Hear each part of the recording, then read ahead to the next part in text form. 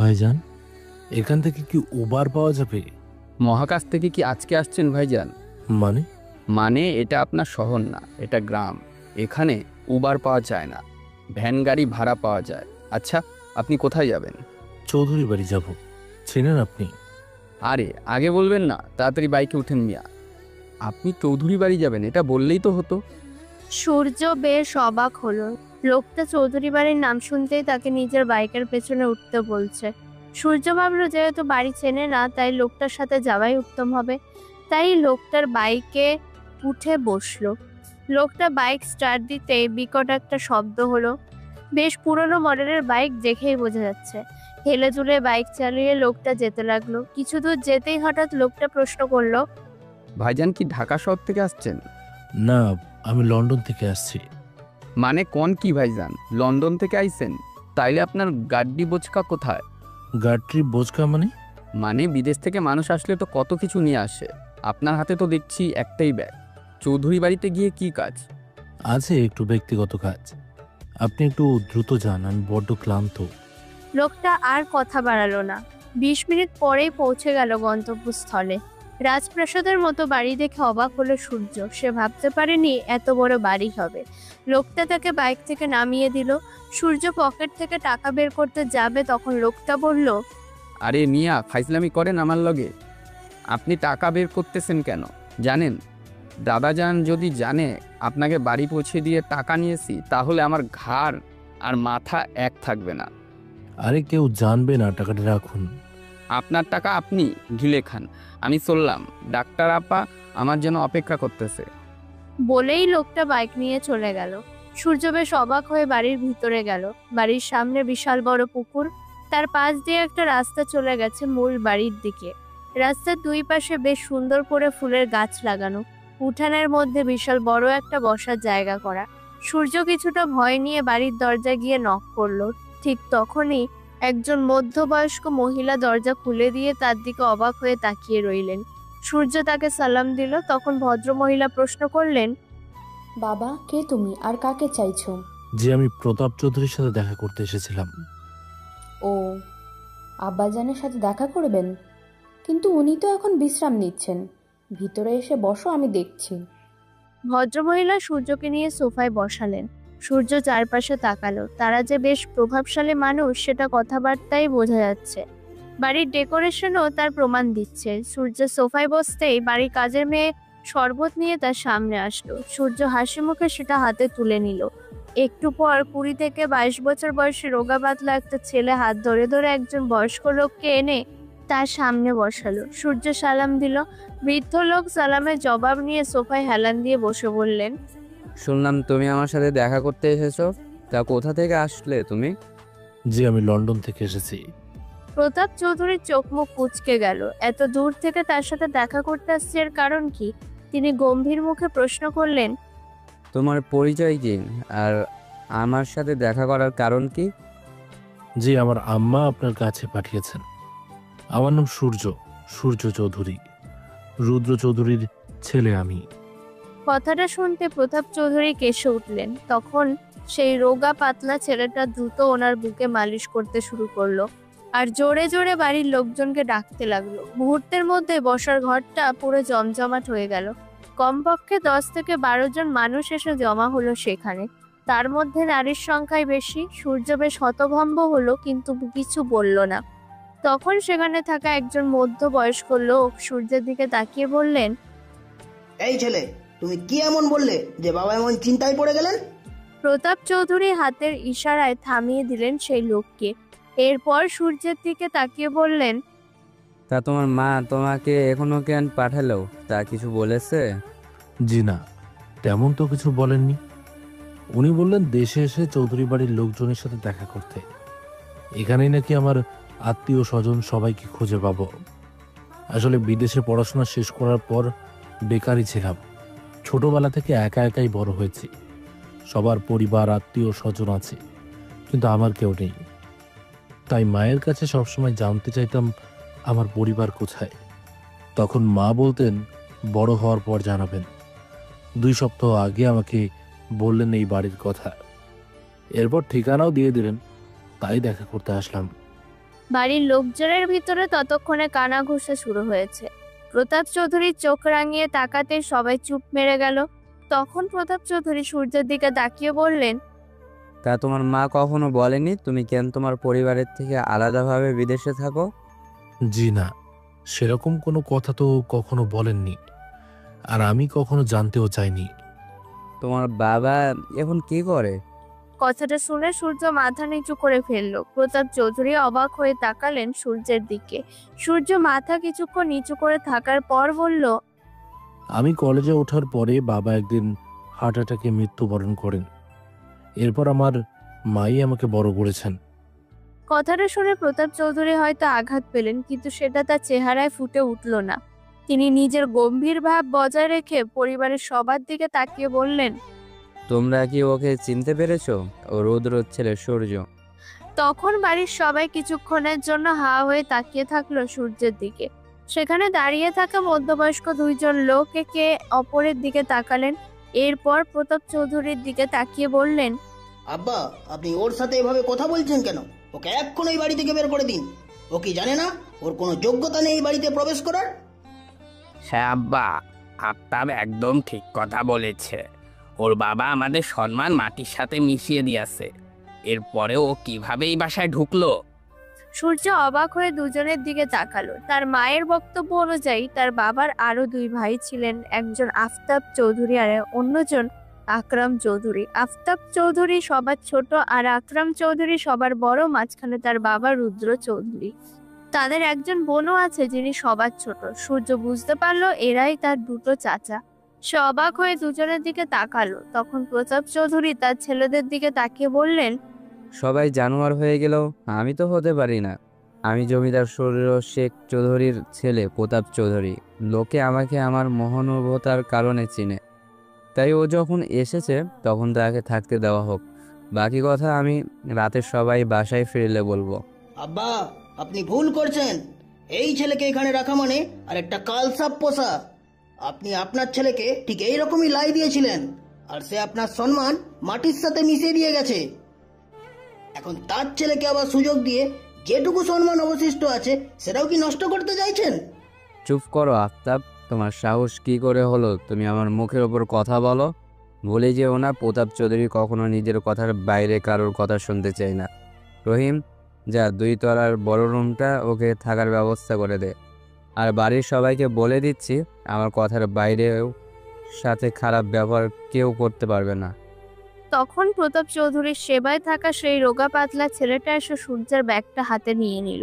সূর্য বাড়ির লোকদের দিকে তাকালো। কেউ তার দিকে এখনো অবাক হয়ে তাকিয়ে আছে, আবার কেউ মুখ কালো করে দাঁড়িয়ে আছে। প্রতাপ চৌধুরীর কথায় যে সবাই খুশি হননি এটা তাদের মুখ দেখেই বোঝা যাচ্ছে। সূর্য রহিম নামের ছেলেটার পিছন পিছন যেতে লাগলো, কারণ ভ্রমণ ক্লান্তির কারণে তার শরীরে একদম নুয়ে এসেছে। এখন সবার আগে বিশ্রাম প্রয়োজন। সূর্য রুমে ঢুকতে অবাক হয়ে গেল। এ তো তার বিদেশে থাকা বিলাসবহুল রুমের থেকেও বড়। সূর্য একের পর এক অবাক হয়ে যাচ্ছে। তখন রহিম সূর্যের ব্যাগটা গুছিয়ে রাখতে রাখতে বলল, ভাইজান, কিছু লাগলে আমারে ডাক দিয়েন, আমি সঙ্গে সঙ্গে চলে আসুম। এখন দাদাজানের ঔষধ খাইবার সময় হইয়াছে, দাদাজানকে ঔষধ দিতে যাচ্ছি। সূর্য মাথা নাড়িয়ে সম্মতি জানালো। রহিম নামের ছেলেটা বেরিয়ে গেল। সূর্য ওয়াশরুমে গিয়ে ফ্রেশ হয়ে আসলো। না, সবকিছুর ব্যবস্থা তো ভালোই, কোনো অসুবিধা হয়নি তার। যেই সে বিছানায় গায়ে এলিয়ে দেবে ঠিক তখনই হন্তদন্ত হয়ে একজন মধ্যবয়সী মহিলা রুমের ভিতরে ঢুকলেন। এতক্ষণ ওনাকে দেখেনি সূর্য। উনি এসে কিছু না বলে সূর্যকে জড়িয়ে ধরে কাঁদতে লাগলেন। এরপর গালে কপালে চুমু খেতে খেতে বললেন, আব্বা, আমার বাপজান, তুমি এতদিন কই ছিলি? এতটা দিন পর আমাদের কথা মনে হলো তোমার? ছোটবেলায় আদো আদো গলায় তুমি আমাকে ফুপিমণি বলে ডাকতে, সেই ডাক শোনার জন্য আমি এতটা বছর ধরে অপেক্ষা করছি। কথাটা শুনে সূর্যের তার মায়ের কথা মনে হলো। মুখে অজান্তে মৃদু হাসি ফুটে উঠলো, কারণ তার মা আগেই বলে দিয়েছিলেন এই বাড়িতে আর কেউ তাকে আপন করে নিক বা নাই নিক, একজন আছে যে তাকে আপন করে নেবে, আর সেটা হচ্ছে প্রতাপ চৌধুরীর একমাত্র মেয়ে গুলশান চৌধুরী। ওনার স্বামী বিয়ে 3 বছরের মাথায় নাকি মারা যান। এরপর প্রতাপ চৌধুরী অনেক চেষ্টা করলো, তিনি আর বিয়ে করতে রাজি হননি। ওনার স্বামীকে ভীষণ ভালোবাসতেন তাই। কোনো সন্তানও হয়নি তার, তাই প্রতাপ চৌধুরী নিজের একমাত্র মেয়েকে নিজের কাছেই আগলে রেখেছেন। সূর্য এতক্ষণ তার ফুপির পাগলামি দেখছিল। এতদিন পর তার নিজের মানুষগুলোকে সে আপন করে পেয়েছে। ভীষণ আনন্দ হচ্ছিল তার। সে তার ফুপিকে জড়িয়ে ধরে বলল, এই তো ফুপি, আমি এসে গেছি। আবার তোমাকে জানাবো, আমি আম্মার কাছ থেকে আপনার অনেক গল্প শুনেছি। ওরে আমার বাবাটা রে, তোমার আম্মা কি তোমার সাথে আসেনি? না, আমাকে অনেক রিকোয়েস্ট করেছি, কিন্তু উনি আসতে চাননি। আম্মা বলেছেন এই বাড়ি নাকি শুধু আমার, ওনার কোনো অধিকার নেই এই বাড়িতে ঢোকার। কথাটা শুনে গুলশান চৌধুরী হঠাৎ চুপ হয়ে গেলেন, কিন্তু পরক্ষণেই আবার মুখে হাসি ফুটে উঠল। এরপর তিনি বললেন, আচ্ছা আব্বা, তুমি অনেক দূর থেকে এসেছো, বিশ্রাম করো। ফুপি তোমার জন্য খাবারের ব্যবস্থা করছি। সূর্য সম্মতি জানাতেই তিনি রুম থেকে বেরিয়ে গেলেন। ওদিকে আফতাব চৌধুরীর রুমে বসে আছেন আকরাম চৌধুরী এবং আফতাব চৌধুরীর স্ত্রী রোমানা চৌধুরী আর আকরাম চৌধুরীর একমাত্র ছেলে শিয়াম চৌধুরী। আফতাব চৌধুরী নিজের বড় ভাইকে উদ্দেশ্য করে বললেন, ভাই, আমার বিষয়টা কিন্তু ভালো লাগছে না। যত দ্রুত সম্ভব এই ছেলেটাকে বাড়ি থেকে তাড়াতে হবে, তা না হলে আমাদের জন্যই ও কাল হয়ে দাঁড়াবে, মনে রেখো। তুই এটা চিন্তা করেছিস? আমি তো আরেকটা বিষয় নিয়ে চিন্তিত। ছেলেটা এসে বলল ও রুদ্রের সন্তান, আর আব্বাও সেটা বিশ্বাস করে নিল। এই ছেলেটা তো ধোঁকাবাজও হতে পারে। তখন শিয়াম পাশে থেকে বলল, আব্বু, আমারও সেটাই মনে হয়। এই ছেলেটা মনে হয় এলাকার আশেপাশেরই কারো আত্মীয় হবে। আমাদের পরিবার সম্পর্কে ভালো করেই জানে, আর সম্পত্তির ভাগ নেওয়ার জন্য ছদ্মবেশ ধরে আমাদের বাড়িতে ঢুকেছে। না হলে ও ছোটকালে লন্ডনে গেছে, এত বছর পরেও কি সুন্দর বাংলায় কথা বলছে। আকরাম চৌধুরী আর আফতাব চৌধুরী বেশ চিন্তায় পড়ে গেলেন। তখন আফতাব চৌধুরীর স্ত্রী রোমানা চৌধুরী বললেন, তোমরা যাই বলো, ওই ছেলে আসল হোক বা নকল, ওকে যত দ্রুত সম্ভব বাড়ি থেকে তাড়াতে হবে। না হলে এই বিশাল সম্পত্তির আরও একটা ভাগ করতে হবে। এমনিতেই আব্বাজান সব কিছু গরিব অসহায়দের দিয়ে দিচ্ছে, এর মধ্যে যদি আরেকটা ভাগ করতে হয় তাহলে আমাদের সন্তানেরা কি পাবে? সেটাই তো চিন্তা করছি রুমানা। আচ্ছা দেখি, আমি আমার বাবাকে যতদূর জানি এত সহজে সবটা মেনে নেবে না। যেই ছেলে তার মুখে চুনকানি মাখিয়ে দেশ ছেড়ে পালিয়ে গেছে, সেই ছেলেকে এত সহজে ক্ষমাও করবে না। আজকে রাতে তো বাবা বলল কথা বলবে, দেখি আজ রাতে কি সিদ্ধান্ত নেয়। ওদিকে আকরাম চৌধুরীর স্ত্রী আয়েশা চৌধুরী রান্নাঘরে কাজের মেয়েদেরকে এটা ওটা দেখিয়ে দিচ্ছিলেন। তখনই হন্তদন্ত হয়ে গুলশান চৌধুরী রান্না করতে ঢুকলেন। তারপর আয়েশা চৌধুরীকে উদ্দেশ্য করে বললেন, ভাবি, তাড়াতাড়ি সরো, আজ আমি নিজের হাতে আমার আব্বার জন্য রান্না করব। কতদিন পর ছেলেটাকে দেখলাম, সেই আধো আধো গলায় কথা বলতো যখন তখন দেখেছিলাম। আজ এত বড় হওয়ার পর আবার দেখলাম, আমি ওর জন্য রান্না করব। এই বাড়ির সবচেয়ে নরম স্বভাবের মানুষদের কথা যদি বলতে হয় তাহলে আয়েশা চৌধুরী তাদের মধ্যে উপরের সারিতেই থাকবে। তিনি কখনোই বাড়ির ঝামেলার মধ্যে জড়াতে চান না। সবাইকে আপন করে আগলে রেখেছেন তিনি। গুলশান চৌধুরীর এমন তাড়াহুড়ো দেখে তিনি হেসে কাজের মেয়েদেরকে ইশারায় সরে আসতে বললেন। এরপর গুলশান চৌধুরীর পাশে গিয়ে বললেন, আপা দেখেছো, ছেলেটা কিন্তু একবারে মেজ ভাইয়ের মতন দেখতে হয়েছে। কি সুন্দর চেহারা, মাশাআল্লাহ। হবে না, আবার আমার ভাইয়ের জন্য কত মেয়ে পাগল ছিল, আর তার ছেলে এরকম হবে না তো কি কম হবে? মাশাআল্লাহ, চেহারা দেখলেই শান্তি পাওয়া যায়। গুলশান চৌধুরী নিজের হাতে রান্না করলেন। ওদিকে দুপুরে সবাই বিরাট টেবিলে খেতে বসেছে। সব জায়গায় পুরুষ মানুষ। এই বাড়িতে মহিলারা পুরুষের সাথে বসার অনুমতি নেই। তবে একটা সময় একজনেরই বসার অনুমতি ছিল, তিনি হচ্ছেন প্রতাপ চৌধুরীর সহধর্মিণী নিরুপমা চৌধুরী। কিন্তু তিনি মারা গেছেন আজ থেকে 30 বছর আগে। সেই থেকে প্রতাপ চৌধুরীর পাশের চেয়ারটা সবসময় খালিই থাকে। বিশাল সম্পদশালী মানুষ হলেও প্রতাপ চৌধুরী নিজের স্ত্রীর শূন্যস্থান কখনোই পূরণ করতে চাননি। তার বেশ কয়েকটা ক্ষমতার মধ্যে একটা ক্ষমতা হচ্ছে তিনি সবসময় তার স্ত্রীকে অনুভব করতে পারেন। এই বৃদ্ধ বয়সেও তিনি মাঝে মাঝে একা একা দাঁড়িয়ে ওনার স্ত্রীর সাথে কথা বলেন। কেউ সেই কথা শুনতে না পেরেও প্রতাপ চৌধুরী নিজের স্ত্রীর কথা শুনতে পান। তিনি বেশ গর্ব নিয়ে বলেন, উনি যাই প্রশ্নই করেন না কেন নিরুপমা চৌধুরী নাকি সেটার উত্তর দেন। বাড়ির মহিলাগণ খাবারের সবকিছু দেখাশোনা করছেন। তখন গুলশান চৌধুরী সূর্যকে টেনে নিয়ে টেবিলের কাছে আসলেন।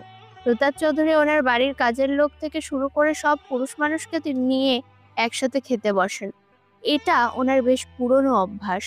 সূর্যকে দেখে উনি নিজের মেয়েকে ইশারা করলেন সূর্যকে তার পাশের চেয়ারে বসানোর জন্য। সঙ্গে সঙ্গে টেবিলে থাকা সবার হাত থেমে গেল, কারণ গত 30 বছরে প্রতাপ চৌধুরী কখনোই কাউকে নিজের পাশের চেয়ারে বসাননি, এমনকি নিজের ছেলে মেয়েকেও না। তাহলে হঠাৎ সূর্যকে কেন বসতে বলছেন? গুলশান চৌধুরী বাবার ইশারায় খুশিতে আত্মহারা হয়ে সূর্যকে ওই চেয়ারে বসালেন। নিজের হাতে প্লেটে খাবার তুলে দিলেন। সূর্য একবার খাবার মুখে নিচ্ছে তো একবার সবার দিকে তাকাচ্ছে। সবাই কেমন রোবটের মতো তাকে দেখছে। প্রতাপ চৌধুরী খাবার শেষে বিশ্রাম করতে চলে গেলেন। তখন সূর্য আবার নিজের রুমে ফিরে আসলো। ওদিকে গ্রামের ছোটখাটো একটা হাসপাতালে বিশাল লম্বা লাইনের রুগী দেখতে দেখতে ক্লান্ত হয়ে এক তরুণী ডাক্তার নিজের কেবিন থেকে বের হলো। কিন্তু বাইরে আসতেই তো চক্ষু চড়ক গাছ, কারণ সে যেই লোকটাকে নিজের টুকটাক কাজের জন্য রেখেছিল সেই লোকটা একজন বৃদ্ধ মহিলার হাতে থাকা প্রেসক্রিপশন দেখে এটা ওটা বলছে। মেয়েটা একটু এগিয়ে যেতে এবং শুনলো, শুনো বুড়ি, তোমার যে সমস্যা সেটা খুবই গুরুতর। তোমার উপরের টিকিট চলে এসেছে। তোমাকে এখন বললে হার্ট অ্যাটাক করে মারা যাবে। তোমার নাতনির নাম্বারটা দাও, আমি ওকে বলবো। ডাক্তার সাহেব, আমার চিকিৎসাটা করবেন না? পিছন থেকে আলিশার কণ্ঠ শুনে সোহেল হতভম্ব হয়ে যায়। এরপর নিজেকে স্বাভাবিক করে হাসি মুখে বলে, আরে আপা, আমি তো মজা করছিলাম, আপনি এটাকে সিরিয়াস বানিয়ে দিলেন। এরকম মজার কাহিনী আমি অনেকবার শুনেছি সাহেল ভাই। তুমি আর ভালো হলে না। এখন চলো তাড়াতাড়ি, দাদাজান আমার জন্য অপেক্ষা করছে। হ্যাঁ হ্যাঁ আপা, চলেন। আলিশা সোহেলের পিছন পিছন যেতে লাগলো। সোহেলের বাবা প্রতাপ চৌধুরীর বেশ বিশ্বস্ত কর্মচারী ছিলেন। ছোটবেলা থেকে সোহেল তার বাবার সাথে চৌধুরী বাড়িতে আসা যাওয়া করত। সোহেলের বাবা মারা যাওয়ার পর প্রতাপ চৌধুরী সোহেলের দেখাশোনা করেন। এখন উনি ওনার নাতনির সাথে সবসময় তাকে থাকার নির্দেশ দিয়েছেন। গ্রামের রাস্তা দিয়ে হেঁটে যাচ্ছিল সোহেল আর আলিশা। গ্রামের মানুষজন আলিশাকে দেখলে হাসিমুখে কথা বলে, কারণ এই মেয়েই তো বিশাল বড় সরকারি চাকরি ছেড়ে তাদের গ্রামে এসেছে চিকিৎসা দেওয়ার জন্য। সোহেল হাঁটতে হাঁটতে হঠাৎ বলল, আপা, আজকে তোমাদের বাসায় একটা লোক আসছে দাদাজানের সাথে দেখা করতে লন্ডন থেকে। আমি ভাবছি দাদাজানের পাওয়ার তো এখন আর দেশের ভেতরে আটকে নেই, দেশের বাইরেও উঠতেছে। মানে লন্ডন থেকে কে দাদুর সাথে দেখা করতে আসলো? একটা ছেলে বাস স্ট্যান্ডে দাঁড়িয়ে উবার চাচ্ছিল, পরে আমি তাকে তোমার বাসায় পৌঁছে দিলাম। দেখে মনে হচ্ছিল বিদেশি, কিন্তু জানো লোকটা ভীষণ কিপটা। কেন, তোমার পকেট গরম হয়নি তাই না? আরে না আপা, আমাকে টাকা দিতে চাইছিল, আমি নেইনি। সব জায়গায় কি আর নিজের আসল চেহারা দেখালে হয়? আমি কিপটা বলতেছি কারণ লোকটা এত দূর থেকে আসলো, কিন্তু সাথে করে কোনো বড় লাগে জানলো না। একটা ছোট্ট টলি নিয়ে চলে আসে এত দূর থেকে। আলিশা বুঝলো এই আতপাকলের সাথে কথা বললে তার সময় নষ্ট হবে, তাই দ্রুত বাড়ির দিকে যেতে লাগলো। কিছু দূর যেতেই দেখতে পেল গ্রামের কলেজ ছুটি হয়েছে, ছাত্রছাত্রীরা বেরিয়ে আসছে। তাই সে কিছুক্ষণ অপেক্ষা করলো নিহাকে নিয়ে একদম ফিরবে। এবার তাদের পরিচয়টা দিয়েই দিই। আলিশা চৌধুরী হচ্ছে আকরাম চৌধুরীর একমাত্র মেয়ে। সিয়ামের থেকে বয়সে 3 বছরের ছোট। আর নিহা হচ্ছে আফতাব চৌধুরীর একমাত্র মেয়ে। এবার ইন্টার প্রথম বর্ষে পড়াশোনা করছে। আলিশা ঢাকা মেডিকেল থেকে পড়াশোনা শেষ করে ওখানে সরকারি চাকরির অফার পেয়েছিল, কিন্তু সেটা না করে নিজের দাদাজানের ইচ্ছা অনুযায়ী গ্রামের মানুষের সেবার জন্য গ্রামে ফিরে আসে। এরপর তার পরিচিত 2-3 জন ডাক্তারকে নিয়ে গ্রামের পাশে একটা ছোটখাটো হসপিটাল দাদাজান খুলে দেন। এখন সেখানেই গ্রামের মানুষের চিকিৎসা করছে। গ্রামের মানুষের কাছে সে ভীষণ জনপ্রিয়। কিছুক্ষণ দাঁড়াতেই গেটের কাছ থেকে নিহা আলিশাকে দেখে এগিয়ে আসলো। এরপর 2 বোন বাসায় ফিরলো। তখন বাড়ির পুকুর ঘাটে বসে বড়শি দিয়ে মাছ শিকারের ব্যর্থ চেষ্টা চালিয়ে যাচ্ছিল সূর্য। গুলশান চৌধুরী আর আয়েশা চৌধুরী সেটা দেখে একে অপরকে জড়াজড়ি করে হাসছেন। এই দৃশ্য দেখে নিহা তার আদরের ফুপির আর বড় চাচির দিকে এগিয়ে এসে বলল, তোমাদের আমি কতদিন বলেছি ননদ আর ভাবির সম্পর্ক থাকবে সাপ আর বেজির মতো, একজন আরেকজনকে দেখলেই ফোঁস করে ফুলে উঠবে। তোমরা সেটা না করে সবসময় একে অপরের গায়ের সাথে গা লাগিয়ে ঘোরো কেন? ওইসব আমি আর কই পারলাম নিহাম, আমি ওই দায়িত্ব তোর মায়ের হাতে ছেড়ে দিয়েছি। ঠিক তখনই নিহার নজরে এলো সুদর্শন এক যুবক বড়শি দিয়ে মাছ ধরার ব্যর্থ চেষ্টায় লিপ্ত। তাকে দেখে নিহা জিজ্ঞেস করলো, এটাকে দাদাজান কোথা থেকে ইনপুট করলো বড় আম্মু? এই কথা বলতেই গুলশান চৌধুরী নিহার মুখ চেপে ধরলেন। আলিশা সেটা দেখে এগিয়ে আসলো। সে নিজেও এতক্ষণ দাঁড়িয়ে ওই মানুষটাকে দেখছিল, কিন্তু চিনতে পারছিল না। তখন তাদের দুজনের সংসার ভাঙিয়ে দিয়ে গুলশান চৌধুরী বললেন, আরে ওকে তুই চিনবি না, আলিশা চিনবি। ও হচ্ছে তোর মেজো চাচার ছেলে সূর্য। তোর মেজো চাচা যে লন্ডনে থাকে তার একমাত্র ছেলে। আলিশা, তুই ওকে চিনতে পারিসনি? ও সূর্য। কথাটা শুনতে আলিশার হাত থেকে অ্যাপ্রনটা পড়ে গেল। সে আরো একবার চোখের ইশারায় খুপিকে জিজ্ঞাসা করলো, কথা সত্যি কিনা। গুলশান চৌধুরী হাসি মুখে উত্তর দিলেন, হ্যাঁ। এবার আলিশার কান্না করে দেওয়ার মতো অবস্থা। সে কল্পনাও করতে পারেনি সূর্যকে আবার চোখের সামনে দেখবে। তাদের এই চিন্তা ভাবনার মাঝে নিহা হুট করে বলে উঠল, আরে আম্মু বলল ওই চাচাকে নাকি দাদাজান বাড়ি থেকে তাড়িয়ে দিয়েছে। তাহলে ওনার ছেলেকে এই বাড়িতে ঢুকতে দিল কিভাবে এই বুড়ো? এই মেয়ে, আমার বাবাকে নিয়ে আরেকদিন যদি বাজে কথা বলিস তাহলে কিন্তু খুব খারাপ হয়ে যাবে। আসছে বাপের গুণগান গাইতে। সারাদিন যে মুখটা হাড়ির মতো করে রাখে তার ব্যাপারে আর কি বলবো। কোথায় দাদু হয়েছে, নাতি নাতনিকে নিয়ে ঘুরতে যাবে, আড্ডা দিবে। তা না, উনি ওনার মরে যাওয়া বউয়ের সাথে রাসলীলা করতেই তো ব্যস্ত। আয়েশা চৌধুরী আর আলিশা ফুপি ভাইজের তুমুল ঝগড়া দেখে হাসতে হাসতে গড়াগড়ি খাচ্ছে। এর মধ্যে সূর্য বড়শিটা নিয়ে এসে উঠানে ছুঁড়ে ফেলে বলল, পুবি, তুমি আমার সাথে এরকম মজা করতে পারলে? পুকুরে একটাও মাছ নেই, আর তুমি আমাকে এখানে আধ ঘন্টা ধরে দাঁড় করিয়ে রাখলে। সূর্যের কথা সবাই আরেক দফা হেসে নিল। তখন গুলশান চৌধুরী এগিয়ে এসে সূর্যের মাথায় হাত বুলাতে বুলাতে বললেন, মাছ আছে, কিন্তু তুই ধরতে পারিস না সেটা বল। কাল আব্বাকে বলবো লোক লাগিয়ে মাছ ধরতে। এখন ওদের সাথে পরিচিত হয়ে নে। এই হচ্ছে তোর বড় চাচার মেয়ে আলিশা।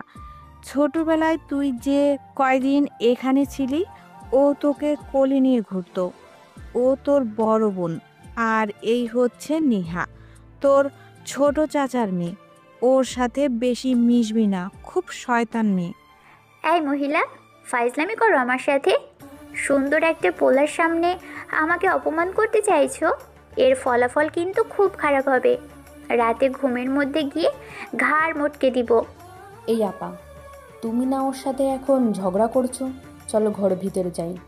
এরপর তারা সবাই একসাথে ভিতরে ঢুকলো। এই দৃশ্য চোখে পড়তেই এই বাড়ির ছোট বউ অর্থাৎ আফতাব চৌধুরীর স্ত্রী রুমানা চৌধুরী নিজের স্বামীকে উদ্দেশ্য করে বললেন, আদিক্ষেতা দেখো ওনাদের। আমার তো মনে হয় এরাই কোনোভাবে যোগাযোগ করে এই ছেলেকে এখানে এনেছে, যাতে সম্পত্তির ভাগ নিতে পারে। এই ছেলে তো থাকবে বিদেশে, আর দেশে বসে এরাই সব কিছু ভোগ করবে। তুমি চিন্তা করো না রুমানা, এই ছেলে বেশি দিন এখানে টিকতে পারবে না। খুব তাড়াতাড়ি ওকে তাড়ানোর ব্যবস্থা করছি। ওদিকে সন্ধ্যায় সবাই সোফায় বসে আছে। চারিদিকে তখন থমথমে পরিবেশ। বাড়ির ছোট থেকে বড় সবার মধ্যে তুমুল আগ্রহ বিরাজমান, কারণ একটু পরে প্রতাপ চৌধুরী আসবেন গুরুত্বপূর্ণ কথা বলতে। আর সেটা সূর্যের ব্যাপারে। এই সম্পর্কে সবারই ধারণা আছে। মুহূর্ত পার হতে না হতে প্রতাপ চৌধুরী লাঠির গটগট শব্দ করে বসার ঘরে ঢুকলেন। তার পিছন পিছন রহিম আসছে হাতে ফাইলের স্তূপ। এগুলো যে এই চৌধুরী পরিবারের সম্পত্তির কাগজপত্রের ব্যাপারে সবার জানা। এটা দেখে প্রতাপ চৌধুরীর দুই ছেলের মাথায় আগুন ধরে গেল। তবে কি তাদের বাবা সূর্যকে সব সম্পত্তি দিয়ে দেবেন? প্রতাপ চৌধুরী নিজের গাম্ভীর্য ভাব বজায় রেখে সোফায় বসলেন। এরপর সূর্যকে বললেন, হ্যাঁ সূর্য, এবার বলো তোমার কি চাই? সূর্য বেশ অবাক হলো। এরপর দাদাজানকে উদ্দেশ্য করে বলল, কি চাই মানে? মানে তুমি তো আর বিনা উদ্দেশ্যে ওই দূর দেশ থেকে এখানে আসনি, তাই তোমার চাহিদা কি সেটা বলো। আমার কোনো চাহিদা নেই, কোনো কিছু পাওয়ারই আশা নেই। দেখো সূর্য, তুমি আমাকে চিনো না, তাই আমার সামনে মিথ্যা বলার সাহস করছো। বিশ্বাস করেন দাদাজান, আমি সত্যি বলছি। আপনাকে কেন মিথ্যে বলবো? তার মানে কি তুমি তোমার বাবার প্রাপ্য সম্পত্তি নিতে এখানে আসনি? না দাদাজান। তুমি লন্ডনে কি করো? সূর্য এবার চমকে গেল। কি উত্তর দেবে সে? কিন্তু এখন তাকে স্বাভাবিক থাকতে হবে, তাই নিচু স্বরে বলল, জি, পড়াশোনা সবই শেষ করেছি। এখন ছোটখাটো একটা রেস্টুরেন্টে ওয়েটারে জব করি। চেষ্টা করছি ভালো একটা চাকরির। সূর্যের কথা শুনতেই বাড়ির লোকদের মুখে বিদ্রুপের হাস্য ফুটে উঠল। তাদের কাছে এই চাকরি খুবই নগণ্য। চৌধুরী বাড়ির ছেলে কিনা রেস্টুরেন্টে ওয়েটারের জব করবে? আর করলেই কি, তারা তো এই ছেলেকে বাড়ির লোক বলে মনেই করে না। সূর্যের দাদা কিছুক্ষণ চুপ করে থাকলেন, এরপর বললেন, তা এইখানে থাকবে নাকি আবার নিজের মায়ের কাছে ফিরে যাবে? কয়েকদিন থেকেই চলে যাব। আমার আম্মার তো আমি ছাড়া আর কেউ নেই। আচ্ছা, তাহলে রুমে যাও এখন, আমি বাকিদের সাথে কথা বলবো। আর তোমার যতদিন ইচ্ছে থাকো, যা ইচ্ছে করো, এসব তোমারই।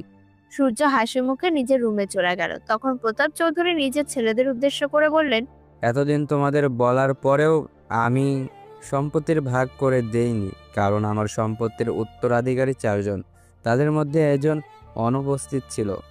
এখন যখন তার ছেলে চলে আসে, সো না চাইলেও জন্ম যখন দিয়েছি, তখন তার ভাগটা আমি তার ছেলের হাতে তুলে দিতে চাই।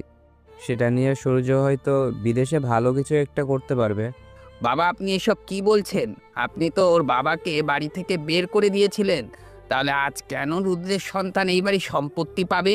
হ্যাঁ বাবা, আমরা কেউই চাই না ওই লোকটার কোনো অস্তিত্ব এই বাড়িতে থাকুক। আমরা ওকে ঘৃণা করি। আপনার কথার অবাধ্য হয়ে যে লোকটা একটা রাস্তার মেয়ের জন্য সবার মুখে চুনকালি মাখিয়েছিল, সেই লোকের অস্তিত্ব আপনি আবার ফিরিয়ে আনতে চাইছেন? প্রতাপ চৌধুরী খুব বুদ্ধিমান মানুষ। তিনি চুপচাপ কিছুক্ষণ ছেলেদের আপত্তি শুনলেন। তিনি জানেন তার এই দুই ছেলে খুবই স্বার্থপর, নিজেদের স্বার্থ ছাড়া তারা কিছুই বোঝে না। এমনকি তাদের একমাত্র বোনকে যখন প্রতাপ চৌধুরী এই বাড়িতে রাখার সিদ্ধান্ত নিয়েছিলেন, তখনও তারা আপত্তি করেছিল। তাই তিনি কিছুক্ষণ চুপ করে থাকার পর বললেন, তোমরা কি ভাবছো, যদি সূর্য ফিরে না আসতো তাহলে রুদ্রের সম্পত্তি আমি তোমাদের হাতে তুলে দিতাম?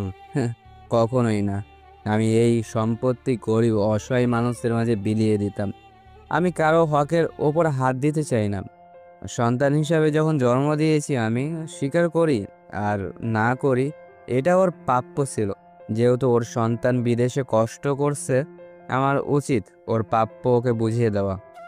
কিন্তু বাবা, আজ পর্যন্ত আপনি আমাদের কথার কোনো মূল্যায়ন করেননি কেন? ছোটবেলা থেকে আপনি যা বলেছেন তাই শুনে এসেছি, কিন্তু আপনার কাছে কখনো সঠিক মূল্যায়নটা পাইনি। আপনি সবসময় আমাদের এক চোখে আর রুদ্রকে তার পরিবারকে আরেক চোখে দেখে এসেছেন। এই কথা শুনে প্রতাপ চৌধুরী ভীষণ রেগে গেলেন। তিনি কখনো নিজের সন্তানদের মধ্যে কাউকে আলাদা চোখে দেখেননি। এরপরেও নিজের বড় ছেলের মুখ থেকে এমন কথা শুনে তিনি রেগে গেলেন। তোমার সাহস তো কম না, তুমি আমার উপর আঙ্গুল তুলো। আমি জানি আমাকে কি করতে হবে, তাই তোমাদের পরামর্শ চাইনি, তোমাদেরকে শুধু জানিয়েছি, যাও এখান থেকে। প্রতাপ চৌধুরীর এমন রাগী চেহারা দেখে তারা দুজন ভড়কে গেলেন। উঠে যাওয়ার সময় প্রতাপ চৌধুরীর ছোট ছেলে আফতাব চৌধুরীর বাবার দিকে আরেকবার ফিরে তাকিয়ে বলল, এই কাজটা আপনি একদম ঠিক করলেন না আব্বা। আমরা কখনোই আপনার কথার অবাধ্য হতে চাইনি, কিন্তু আপনি আজ যেটা করলেন তাতে আমাদেরকে বাধ্য করছেন আপনার সাথে তর্ক করতে। বলেই তারা দুই ভাই সেখান থেকে চলে গেল। আকরাম চৌধুরীর ঘরে এসে দুই ভাই ঢুকতেই পেছন পেছন সিয়াম আর রুমানা চৌধুরীও প্রবেশ করলো। রুমানা চৌধুরী ঘরে ঢুকেই বলল, আমি আগেই বলেছিলাম এই ছেলে কোনো সাধারণ উদ্দেশ্য নিয়ে এখানে আসেনি। এবার হলো তো, আর কত অপেক্ষা করবে? না, এখন আর মেনে নেওয়া যাচ্ছে না ভাইজান। কিছু একটা করো ভাইজান। বাবা দিনের পর দিন আমাদেরকে আমাদের প্রাপ্য অধিকার থেকে বঞ্চিত করে আসছে। এর একটা প্রতিবাদ আমাদেরকে করতেই হবে ভাইজান। আকরাম চৌধুরী ভাবনায় পড়ে গেলেন। তিনি বুঝতে পারছেন না কি করা উচিত। তার স্ত্রী কখনোই তাকে এইসব ব্যাপারে সহযোগিতা করেনি, বরং তার ছোট ভাইয়ের বউ সবসময় তার পাশে থেকেছে। তখন রুমানা চৌধুরী ভয়ঙ্কর একটা কথা বলে উঠলেন, যদি আপনারা কিছু করতে না পারেন, তাহলে একটা সময় দেখা যাবে আমাদের এই বাড়ি ছাড়তে হতে পারে। ওই বৃদ্ধ লোক যতদিন বেঁচে থাকবে, আপনাদেরকে আপনাদের অধিকার থেকে বঞ্চিত করেই যাবে। না, আর কেউ আমাদেরকে দমিয়ে রাখতে পারবে না। যদি আমরা আমাদের প্রাপ্য সম্পত্তি না পাই, তাহলে দরকার হলে আব্বার বিরুদ্ধে নামবো। এরপরেও এই সম্পত্তি 3 নাম্বার কোনো ভাগ হবে না। হ্যাঁ ভাইজান, এটাই তো আমরাও চাই। আমাদের হাতে সময় কম। আপনি একা নন, শিয়াম আছে, আমি আছি, আপনার ভাই আছে। আমরা সবাই মিলে লড়াই করব। আব্বা জানার কতদিন বাঁচবে? আর ওই ছেলে বিদেশে পড়াশোনা করছে। যদি আইনি ঝামেলায় যায়, তাহলে কিন্তু আরো বড় সমস্যা তৈরি হবে। ওকে ওইসব ঝামেলায় যাওয়ার সুযোগই দেওয়া যাবে না। এর আগে ওকে শেষ করে ফেলতে হবে। আর চুপ করে থাকলে হবে না। সিয়াম, তুই তো সারাদিন এলাকার বাজে লোকদের সাথে ঘোরাফেরা করিস। আব্বু, আমি যাদের সাথে চলাফেরা করি তারা বাজে লোক হতে যাবে কেন? মাঝে মাঝে তুমিও না আজে বাজে কথা বলো।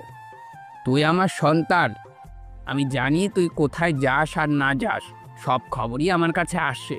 তাই ওইসব ব্যাপার না বলে এখন বল, কেউ আছে যে ওই ছেলেকে শেষ করে ফেলতে পারবে? এই কথা শুনতে শিয়াম বেশ চমকে গেল।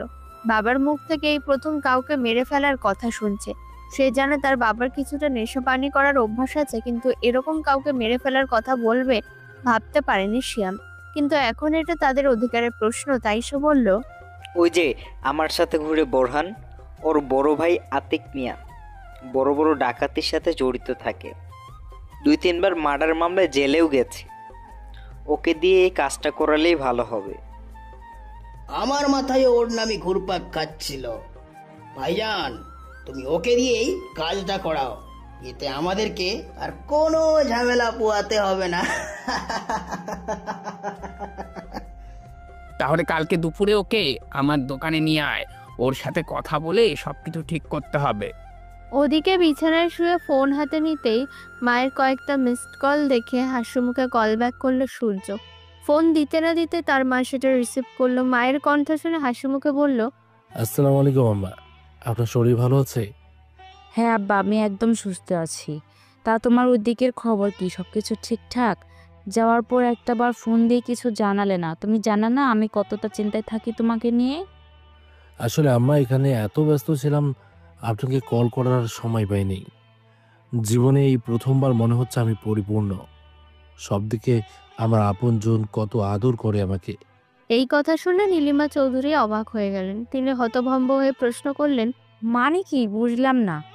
ওখানে যাওয়ার পর কোনো ঝামেলা হয়নি? ওরা তোমাকে কিছু বলেনি? না আম্মা, এমন তো কিছু হয়নি। ওরা সবাই আমাকে আপন করে নিয়েছে। একটু আগে দাদাজান বলল, যতদিন ইচ্ছে থাকো, এই সব কিছুই তো তোমার।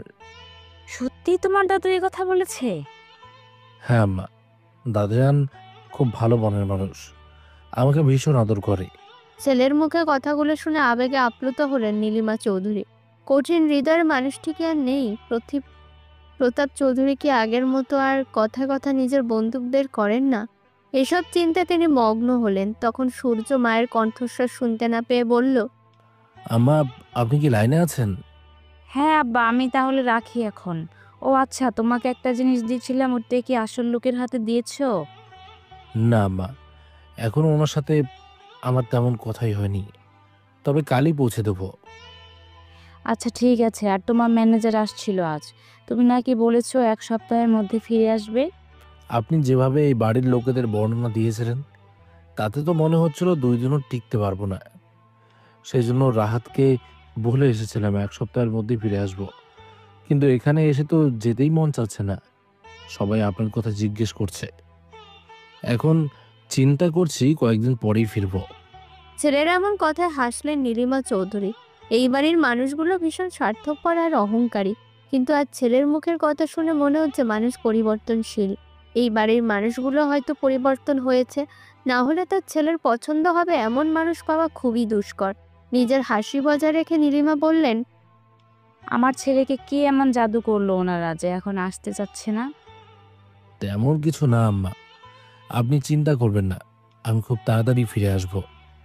আচ্ছা আব্বা, তোমার যেদিন ইচ্ছা সেদিন ফিরে এসো, কোনো সমস্যা নেই। আর আমি আদিলকে বলে দেব, ও তোমার ম্যানেজারের সাথে দেখা করে সব বুঝিয়ে দেবে। আর আমি যেভাবে বলেছিলাম ওভাবে ওদেরকে বলেছো তো? কেউ জিজ্ঞেস করলে তোমার কাজের কথা বলবে না। জি আম্মা, আমার মনে আছে। আমি তাদেরকে বলেছি আমি এখানে একটা রেস্টুরেন্টের ওয়েটারে জব করি। ছেলের কথা এবার উচ্চস্বরে হেসে উঠলেন নীলিমা চৌধুরী। তার এত উচ্চশিক্ষিত ছেলে কিনা ওয়েটারের জব করবে? এরপর মা ছেলে কিছুক্ষণ খুনসুটি করে ফোন কেটে দিলেন। মায়ের ফোন কেটে বারান্দায় গিয়ে দাঁড়ালো সূর্য। এরপর রাহাতকে কল করলো। রাহাত ফোন ধরতেই বলল, স্যার, আপনি তো বলেছিলেন 1 সপ্তাহের মধ্যেই ফিরে আসবেন। সেই জন্যই আমি কোরিয়ান কোম্পানির সাথে মিটিংটা আগামীকালকে ঠিক করে ফেলেছি। আর ওরা তো চলে আসবে আগামী সোমবার। কিন্তু ম্যাডাম বললেন আপনার আসতে নাকি দেরি হবে। হ্যাঁ, প্রথমে ভেবেছিলাম ফিরে যাব, কিন্তু এখানে এসে মনে হচ্ছে কিছুদিন থাকতে হবে। তুমি এক কাজ করো, ওই মিটিংটা ক্যান্সেল করে দাও। স্যার, আপনি মিটিং ক্যান্সেল করবেন? হ্যাঁ, আপনি করতেই পারেন, কিন্তু আমার ভীষণ মায়া হচ্ছে ওদের জন্য। ওই কোম্পানির একজন ডিরেক্টর নিজে এসেছিল মিটিংটা কনফার্ম করার জন্য। প্রায় 2 মাস ধরে ওনারা নিয়মিত কন্ট্রাক্ট চালিয়ে যাচ্ছে। ওনাদেরকে না করে দেওয়াটা ভালো দেখায় না স্যার। তাহলে কি করব রাহাত? আমি তো এখন ফিরতে পারবো না। স্যার, আপনি বললে আমরা একটা প্রাইভেট ফ্লাইট বুক করতে পারি। আপনি এসে মিটিং অ্যাটেন্ড করে আবার ফিরে গেলেন। না, সেটা সম্ভব না, কারণ আমি ওখানে গেলে আবার কাজের ঝামেলায় ফেসে যাব। আমি এখন কিছুদিন কাজের ঝামেলা থেকে ফ্রি থাকতে চাই। তুমি এক কাজ করো, তুমি ওদের সাথে কথা বলে মিটিংটা বাংলাদেশে নিয়ে আসো। আমি তোমাদেরকে ঠিকানা দিচ্ছি, এখানকার আশেপাশে কোথাও চলে আসো। মিটিংও হয়ে যাবে আর গ্রামের ঘোরাঘুরিও হয়ে যাবে। তোমরা তো অনেকদিন থেকেই বলছিলে একটা ট্রিপ অ্যারেঞ্জ করতে। এই কথা শুনে রাহাত অনেক খুশি হলো। সে হাসি মুখে বলে, ওকে স্যার, তাহলে আমি এখনই ওনাদের জানিয়ে দিচ্ছি। আর আগামী শনিবার আমরা পুরো টিম নিয়ে আসছি। আচ্ছা এসো, কিন্তু প্রথমে ঢাকায় নেমে ওখানে কোনো হোটেলে উঠে যেও, কারণ গ্রামের দিকে ভালো হোটেল পাবে না। কাকে গ্রামে আসার কথা বলছেন মিস্টার? গার্লফ্রেন্ড নাকি? পিছন থেকে হঠাৎ মেয়েলি কণ্ঠ শুনে ফোনটা দ্রুত পকেটে ঢুকিয়ে নিল সূর্য। এরপর পেছন ফিরে আলিশাকে দেখে চমকে গেল। এই সময় সে আলিশাকে এখানে অ্যাকসেপ্ট করেনি। নিজেকে স্বাভাবিক করে হাসি মুখে বলল, না, তেমন কেউ না। আমার একটা ফ্রেন্ড, ওর সাথে কথা হচ্ছিল, তাই ওকে বলছিলাম এখানে এসে দেখে যেতে। বুঝলাম, কিন্তু হঠাৎ তোমার দেশে আসতে মন চাইলো কেন? আম্মা বললো এখানে আমার পরিবার থাকে, তাই দেখা করতে আসলাম। তোমার আম্মা শুধু পরিবার থাকে এই কথা বলেছে, আর কারো থাকার কথা বলেনি? আই মিন তোমার খুব আপন কেউ? সূর্য অবাক হলো। কার কথা বলছে আলিশা? সূর্য কথাটা ঘুরিয়ে ফেলার জন্য বলল, আপনি কি এখানে দাঁড়িয়ে কথা বলবেন? চলুন আমরা ভেতরে গিয়ে বসি। হ্যাঁ, বলতেই তো হবে, তোমার সাথে আমার অনেক কথা বাকি। আমার সাথে আপনার কথা বাকি আছে নাকি? আমি তো আপনাকে এই প্রথম দেখলাম। সূর্যের কথা যে পছন্দ হয়নি আলিশার, সেটা তার মুখ দেখে বোঝা যাচ্ছে। আলিশা সোফায় গিয়ে সূর্যের পাশে বসলো। এরপর বলল, তুমি কি জানো এই বাড়িতে তোমার এটা তৃতীয়বার আসা? কি বলছেন আপনি? আমি কি এই বাড়িতে আগে আরো 2বার এসেছিলাম? হ্যাঁ, এই বাড়িতে এর আগেও 2বার এসেছিলে। একবার চৌকার থেকে ফিরে গেছো, আর একবার এই বাড়ির লোকজন তোমাকে জোর করে 2 মাস আটকে রেখেছিল। সূর্য অবাক হলো আলিশার কথা শুনে। আলিশা কোন ব্যাপারে কথা বলছে সেই ব্যাপারে বিন্দুমাত্র ধারণা নেই তার। তার মা তো এই ব্যাপারে কিছুই বলেনি, কিন্তু আসার সময় তার মা তাকে একটা কথা বলে দিয়েছিল যে এই বাড়িতে আসলে সে অনেক নতুন বিষয় জানতে পারবে যেটা তার অজানা ছিল। হয়তো সেই কথার বাস্তবায়ন এখন হচ্ছে। সূর্য বেশ আগ্রহ নিয়ে আলিশাকে বলল, আমি আপনার কথা বুঝতে পারছি না। আচ্ছা ওয়েট, আম্মা আপনার জন্য একটা জিনিস পাঠিয়েছে। আমি নিজেই আপনার ঘরে যেতাম সেটা দেওয়ার জন্য। অনেক রাত হয়ে গেছে, তাই ভাবছিলাম সকালে যাব। আলিশা বেশ অবাক হলো। তার মেজো চাচি আবার কি পাঠালো তার জন্য? সে অবাক হয়ে তাকিয়ে রইল সূর্যের দিকে। সূর্য নিজের ব্যাগটা খুলে একটা ছোট ব্যাগ এগিয়ে দিল আলিশার দিকে। আলিশা ব্যাগটা খুলতে গিয়ে দেখলো বেশ শক্তভাবে এটা আটকানো, যাতে কেউ খুলতে না পারে। ব্যাগটা খুলতেই আলিশার চোখ দিয়ে জল গড়িয়ে পড়লো, কারণ এটা তার মেজো চাচির বিয়ের গহনা, সাথে একটা ছোট্ট চিরকুট। আলিশা চিরকুট খুলতে সেখানে লেখা দেখলো, মামুনি, তোমার তো অপেক্ষা করার কথা ছিল আমার ছেলের জন্য। আমার জানি না অপেক্ষা করেছো কিনা। যদি করে থাকো তাহলে নাও, পাঠিয়ে দিলাম তোমার জিনিস তোমার কাছে। এখন পারলে আটকে রাখো, আর না পারলে আমাকে দোষারোপ করো না। আমি তোমাকে সুযোগ দিলাম, আর আমি চাই তুমি নিজে থেকেই আমার ছেলেকে সত্যি কথা বলবে। এই বাড়িতে গুলশান ছাড়া অন্য কেউ আমার ছেলেকে সত্যটা জানাবে না, সেটা আমি জানি। গুলশান এখন কোথায় আছে সেটাও তো জানা নেই, তাই এই দায়িত্বটা তোমাকে দিলাম। আমি আমার সূর্যকে অতীত সম্পর্কে বিন্দুমাত্র জানতে দিইনি। যদি তোমার মনে হয় আমার ছেলেকে সত্যটা জানানো দরকার, তাহলে তুমি নিজে থেকেই সত্যটাকে জানিয়ে দিও। এটাই তোমাদের সবার ঘৃণার পাত্রী তোমার মেজো চাচি। চিরকুট পরে আলিশা মুচকি হাসলো। সূর্য হতভম্বের মতো সব দেখছিল। মেয়েটা একবার কান্না করছে তো একবার হাসছে, কিন্তু এর কারণ কি সেটা বোধগম্য হলো না তার। তাই প্রশ্ন করলো, কি এমন জিনিস আছে এটার ভিতরে যে আপনি এটা দেখে একবার কাঁদেন তো আরেকবার হাসেন? পাগল টাগল হলেন নাকি? হ্যাঁ, পাগল তো হয়েছি, কিন্তু কেন হয়েছি সেটা জানার আগে নিজের অতীত সম্পর্কে তোমার জানা দরকার। তোমার কি জানতে ইচ্ছে করে না কেন তুমি এই সুন্দর পরিবার ছেড়ে এত দূরে থাকো? সূর্য বেশ খুশি হলো। সে এটাই জানতে চাইছিল কিন্তু কাউকে জিজ্ঞাসা করতে পারছিল না, কারণ এই বাড়িতে সে ফিরে আসা অনেকে যে অখুশি হয়েছে সেটা বোঝার মতো ক্ষমতা তার আছে। বিশেষ করে তার দুই চাচা যে ভীষণ বিরক্ত সে ব্যাপারে তার স্পষ্ট ধারণা হয়ে গেছে, কিন্তু সেটার কারণ জানতো না। আজ যখন সুযোগ পেয়েছে সব জানার, তাহলে সেটা কোনোভাবে হাতছাড়া করবে না সে। আপনি আমাকে সত্যি বলবেন? হ্যাঁ, এবার শোনো, আমি তোমার থেকে বয়সে 5 বছরের বড়। সব কিছু যে নিজের চোখে দেখেছি তা কিন্তু নয়, তবে এমন মানুষের কাছ থেকে শুনেছি যারা কখনোই মিথ্যে বলে না। আজ থেকে 27 বছর আগের ঘটনা। তখন মেজ চাচা অর্থাৎ তোমার বাবার, রুদ্র চৌধুরী ঢাকা থেকে ডাক্তারি পড়ে সবেমাত্র গ্রামে ফিরেছেন। দাদাজান এই বাড়ির প্রথম কোনো সন্তান, যাকে এই এলাকার বাইরে পড়তে পাঠিয়েছিলেন দাদু। অনেকের আপত্তি থাকলেও দাদাজানের মুখের ওপর কথা বলার সাহস কারোর ছিল না। আমার আব্বা তখন পড়াশোনা ছেড়ে দাদাজানের সাথে ব্যবসায় সহযোগিতা করছিলেন, আর ছোট চাচা তো পড়াশোনাও করতেন না, আবার কাজও করতে চাইতেন না। তোমার আব্বা পড়াশোনা নিয়ে ভীষণ মনোযোগী ছিলেন, তাই দাদাজান তোমার আব্বাকে অনেক স্নেহ করতেন। ওনার ইচ্ছে ছিল মেজ চাচা গ্রামের মানুষদের বিনা পয়সায় চিকিৎসা করবেন।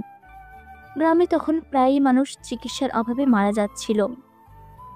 দাদাজানের ইচ্ছে অনুযায়ী মেজ চাচাও সেই কাজ শুরু করলো। গ্রামের মানুষ তাকে ভীষণ সম্মান করত। তখন আমি সবে হাঁটতে শিখেছি। এই গল্পগুলো মায়ের কাছ থেকেই শোনা। একদিন গ্রামের একটা বাড়ি থেকে চাচার কাছে লোক আসে।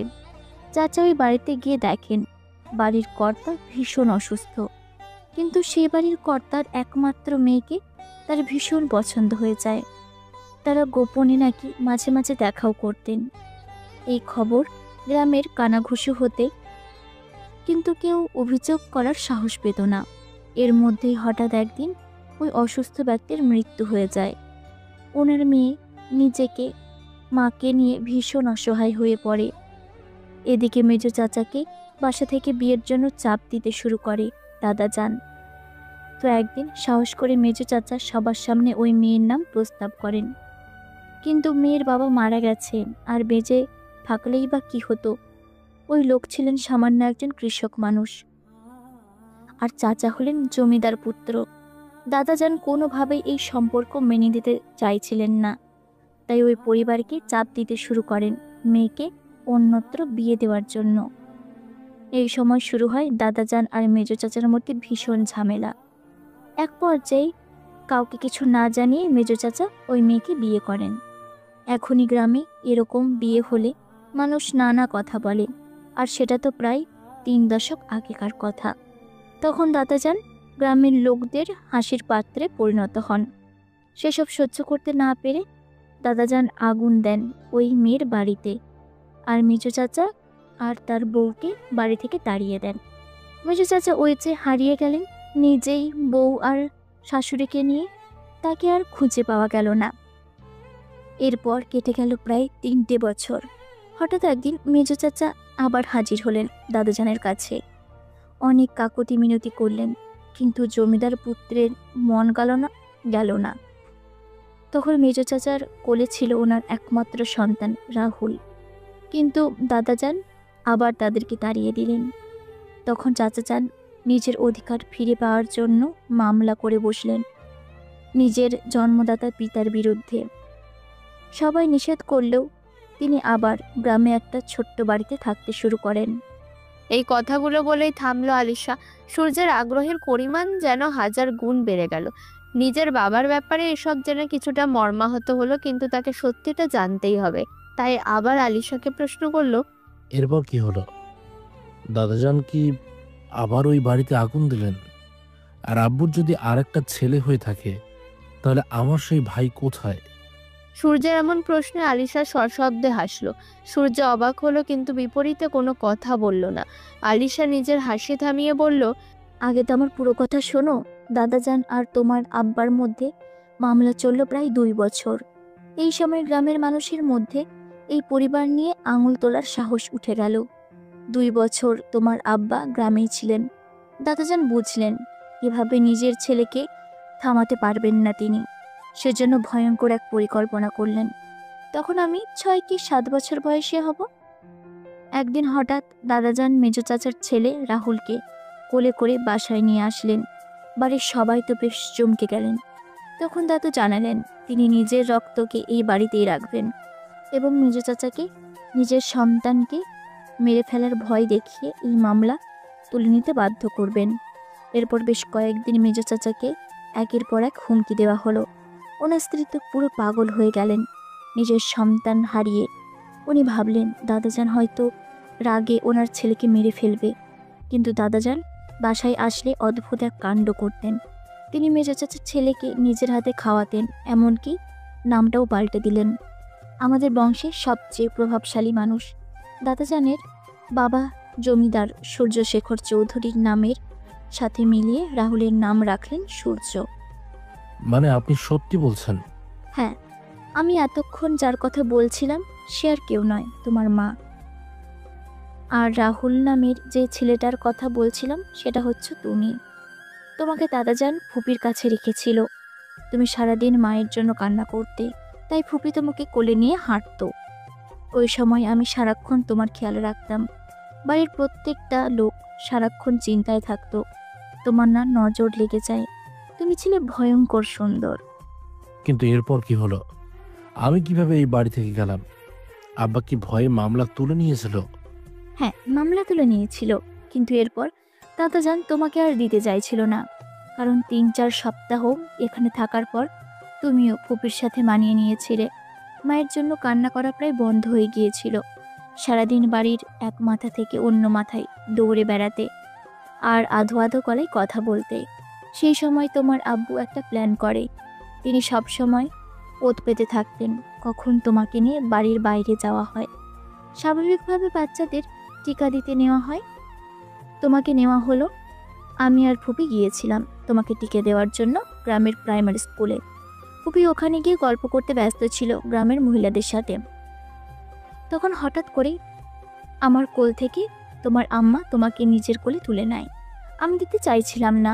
তখন তিনি আমাকে বলেছিলেন বড় হলে তোমাকে একেবারে আমার কাছে দিয়ে দেবেন, আমার সাথে তোমার বিয়ে দেবেন। আমি তখন এসব বুঝতে পারতাম না। আমি ভেবেছিলাম তখন দিয়ে দিলে হয়তো একেবারে তোমাকে পেয়ে যাব, তাই তোমার আম্মার হাতে তোমাকে তুলে দিয়েছিলাম। যখন সব জানাজানি হলো তখন সবাই আমাকে অনেক বকাবকি করে, কিন্তু ছোট ছিলাম বলে একসময় সবাই থেমে যায়। সে যে চাচাজান গেলেন আর ফিরে আসলেন না। এরপর খবর পেলাম তিনি লন্ডনে চলে গেছেন। এই হচ্ছে তোমার অতীতের কাহিনী। এরপর থেকে দাদাজান মেজো চাচার কথা শুনলেই ভীষণ রেগে যান। তবে আমি সবচেয়ে বেশি অবাক কেন হয়েছে জানো? কেন? তোমার আম্মা এতদিন পরে সেই কথা মনে রেখেছেন। এই যে চিরকুটে দেখতে পাচ্ছ, এটাতে উনি লিখে দিয়েছেন যাতে তোমাকে পারলে আমার কাছে রেখে দেই। আর এই যে গহনা দেখতে পাচ্ছ, এগুলো বিয়ের সময় তোমার আব্বা তোমার আম্মাকে দিয়েছিল। সূর্যের মাথা ঘুরতে শুরু করলো। তার কাছে সবকিছু স্বপ্নের মতো মনে হচ্ছে। এই বাড়িতে তারা এত বড় অতীত পড়ে আছে সে কল্পনাও করতে পারেনি। সূর্য চুপচাপ মাথা নিচু করে বসে রইল। হঠাৎ আলিশা তার হাত চেপে ধরে বলল, আমি এতদিন বিয়ে করিনি কেন জানো তুমি? আমার বিশ্বাস ছিল তুমি ফিরে আসবে।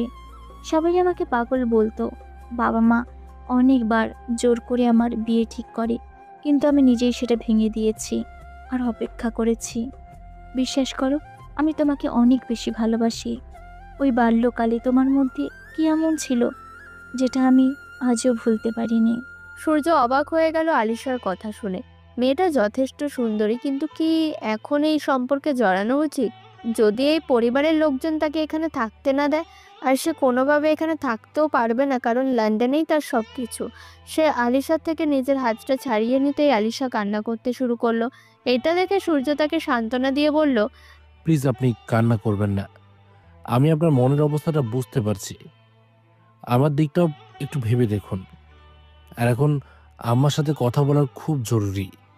এই ব্যাপারে পরে কথা বলবো। আলিশা কিছু না বলে রুম থেকে চলে গেল। সূর্য দ্রুত ফোনটা হাতে নিয়ে নিজের মায়ের নাম্বারে ডায়াল করতে লাগলো। তার মা ফোন রিসিভ করতেই বলে, কিরে বাবা, এখন তো বাংলাদেশে অনেক রাত হওয়ার কথা, এত রাতে না ঘুমিয়ে আমাকে কল করেছো কেন? কি হয়েছে? আমা, আপনি আমার সাথে এমনটা কেন করলেন? কি বলছো বাবা? আমি আবার তোমার সাথে কি করলাম? আমা, আপনি আমার কাছ থেকে এত বড় একটা সত্য লুকালেন কেন? এই বাড়িতে আমার এত অতীত রয়েছে, আপনি সবকিছু আমার থেকে গোপন রেখে চলেছেন এত দিন ধরে। নীলিমা চৌধুরী মুচকে হাসলেন। তিনি জানতেন তার ছেলে সত্যটা জানার পর এই প্রশ্নটাই তার কাছে করবে। তিনি ছেলেকে সান্ত্বনা দিয়ে বললেন, আব্বা, আমি চাই নেই তুমি আমার কাছ থেকে সত্যটা জানো। যদি আমার কাছ থেকে সত্যটা জানতে তাহলে তোমার মনে হয়তো সন্দেহ হতো যে আমি হয়তো নিজের দোষটা গোপন করে তোমাকে কথাগুলো বলেছি। আমি চেয়েছিলাম তুমি একদম জায়গা মতো গিয়ে সত্যটা জানো। কিন্তু এই বিপদের মধ্যে আপনি আমাকে কেন পাঠালেন? এখন আমি কি করব? এই বাড়ির মানুষগুলোকে আমি বড্ড আপন ভেবেছিলাম, কিন্তু তারা আপনাদের সাথে এত খারাপ আচরণ করেছে। এটা বলো না আব্বা, এটা তোমার ভুল ধারণা। যদি তুমি ওনাদের জায়গায় থাকতে তাহলে তুমিও এরকম আচরণ করতে, কারণ তুমি কখনোই চাইবে না তোমার ছেলে বা মেয়ে খারাপ থাকুক। ওনারাও চাননি আমাকে বিয়ে করে ওনাদের ছেলের জীবন নষ্ট হয়ে যাক। কিন্তু আম্মা। কোনো কিন্তু না বাবা, তুমি নিশ্চয় এতক্ষণে বুঝে গেছো আমি চাই আমি আলিশাকে নিজের ছেলের বউ করে আনতে। সত্যিটা আমি সেজন্যই তোমাকে ওখানে গিয়ে জানাতে চেয়েছিলাম, যাতে তুমি নিজের সিদ্ধান্তটা স্বাধীনভাবে নিতে পারো। আমার সামনে দাঁড়িয়ে আমাকে খুশি করার জন্য কিছু করবে না। আমি জানি আমার ছেলে এখন আর ছোট নেই, এখনকার নামকরা ব্যবসায়ী সে, কোটি কোটি টাকার বিজনেস সামলাতে পারছো, তাহলে নিজের জীবনে এত গুরুত্বপূর্ণ একটা সিদ্ধান্ত তুমি নিতে পারবে আশা করি। বলেই নীলিমা চৌধুরী ফোনটা রেখে দিলেন। তিনি নিজের ছেলেকে এখন চিন্তা করার সময় দিতে চান। ওদিকে সূর্য ফোনটা রেখে বিছানায় গেল। পুরোটা রাত এপাশ ওপাশ করলো, কিন্তু কোনোভাবে ঘুম এসে চোখে ধরা দিল না। সারাটা রাত জেগে চিন্তা করলো আলিশা তার মায়ের বলা কথাগুলো। শেষ রাতে গিয়ে সে একটা সিদ্ধান্তে উপনীত হলো। আলিশার কান্নামাখা মুখ আর তার মায়ের কথা সে রাখবে। যদি পরিবারের লোকজন রাজি থাকে তাহলে সে আলিশাকে বিয়ে করবে, কিন্তু আলিশা তো তার থেকে বয়সে বড়। আলিশার বাবা মা কি রাজি হবে? এমনিতেই তাকে তারা পছন্দ করে না, এর মধ্যে কি তারা নিজেদের মেয়ের বিয়ে দিতে চাইবে সূর্যের সাথে? ফজরের আজানের সুর কানে আসতেই সূর্য বিছানা থেকে উঠে দাঁড়ালো। মায়ের নিয়মের বেড়াজালে 5 ওয়াক্তের নামাজ পড়তে হতো তাকে। দরজা খুলে বাইরে তাকাতেই দেখতে পেল রহিম প্রতাপ চৌধুরীকে ধরে ধরে মসজিদের দিকে নিয়ে যাচ্ছে।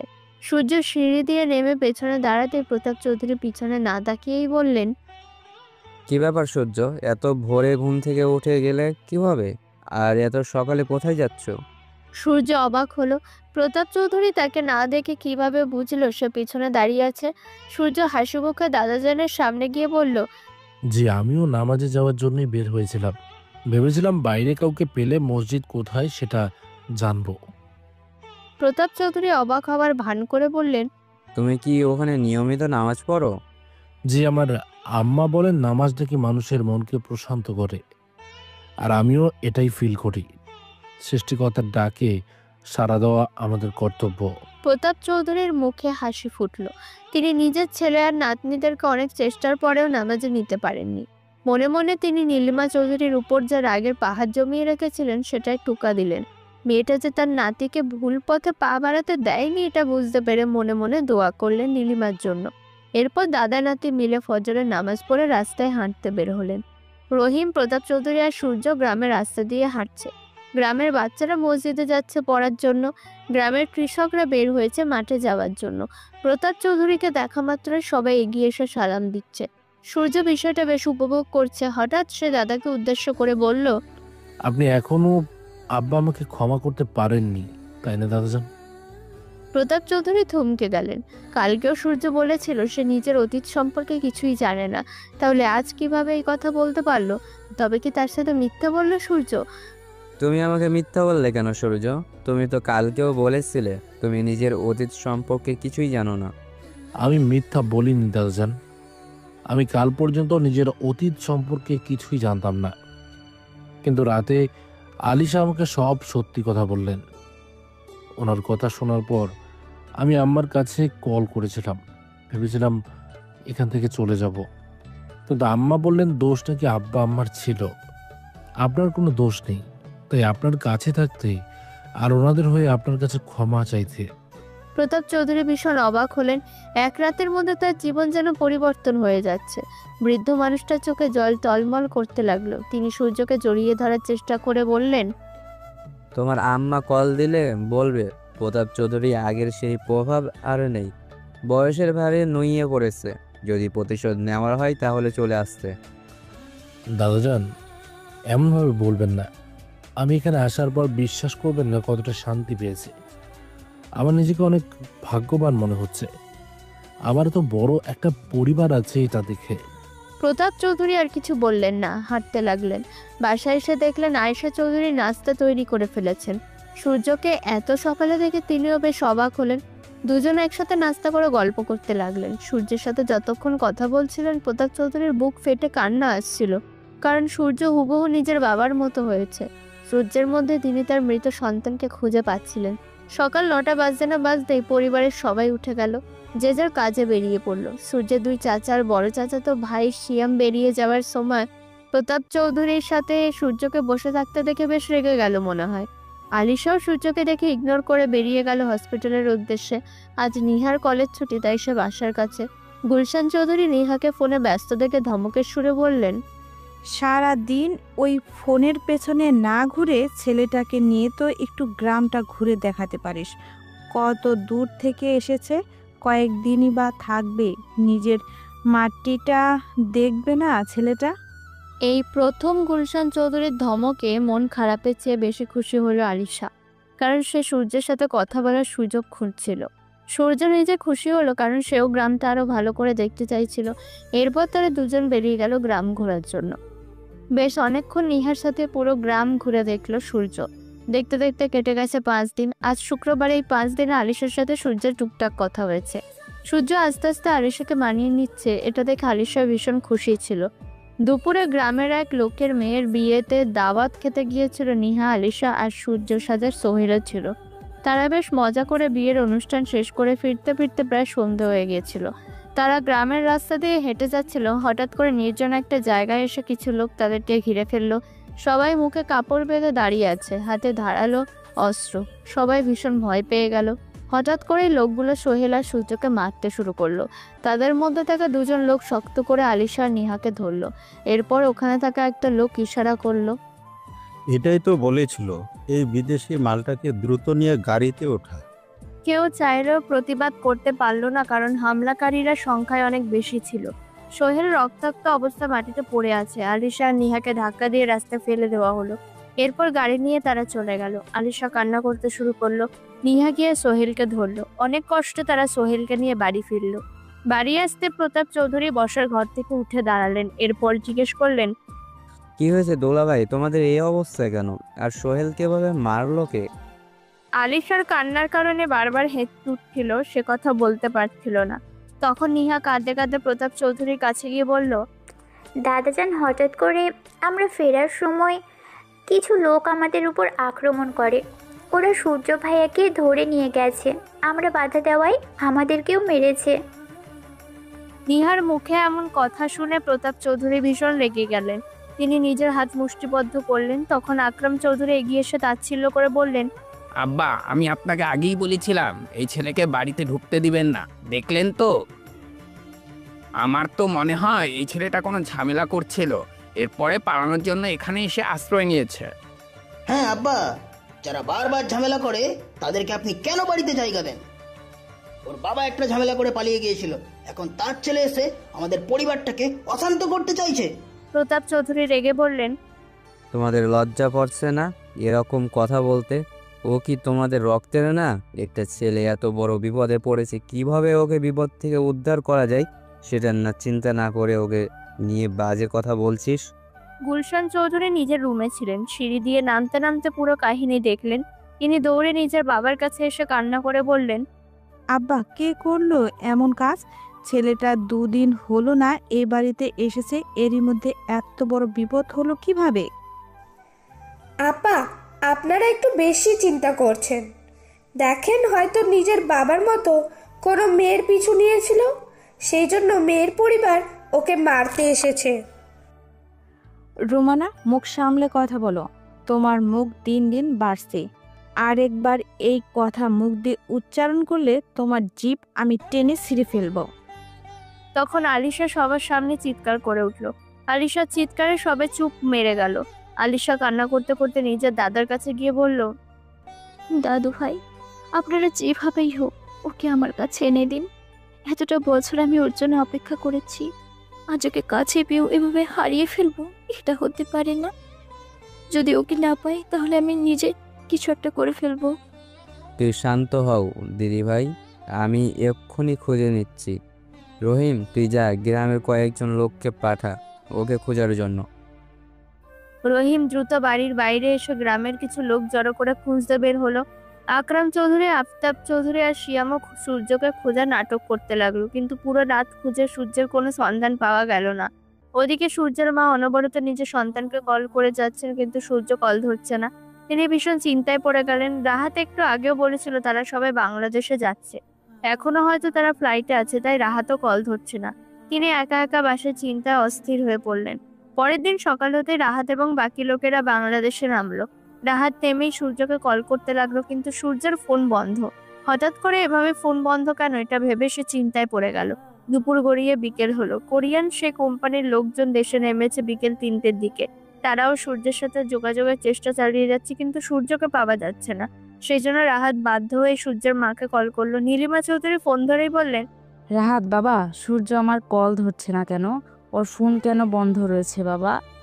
ম্যাডাম, আমি তো সেটা জানার জন্যই আপনাকে কল করেছি। আমি আজকে সকালেই বাংলাদেশে নামলাম।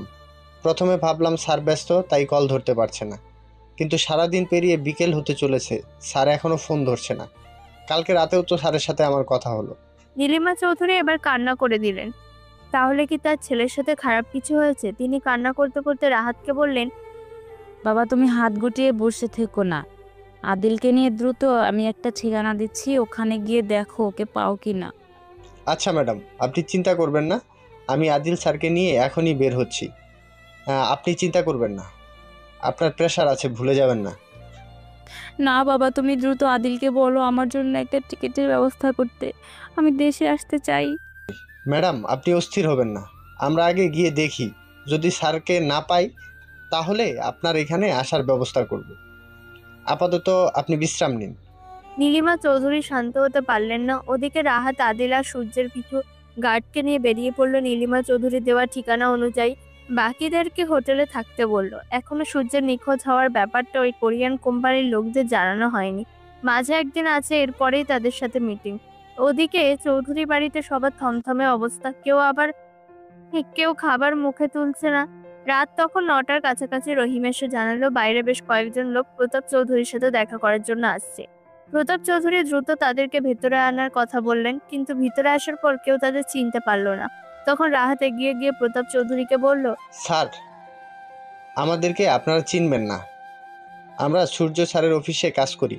উনাকে গতকাল থেকে আমরা অনেকভাবে কন্ট্যাক্ট করার ট্রাই করেছি, কিন্তু কোনোভাবেই পারছি না। এরপর উনার আম্মু আমাদেরকে এই ঠিকানা দিল। উনি কোথায়? চৌধুরী বাড়ির সবাই বেশ অবাক হলো। সূর্য বলেছিল সে একটা রেস্টুরেন্টের ওয়েটার, কিন্তু এই লোকগুলো বলছে সূর্য তাদের বস।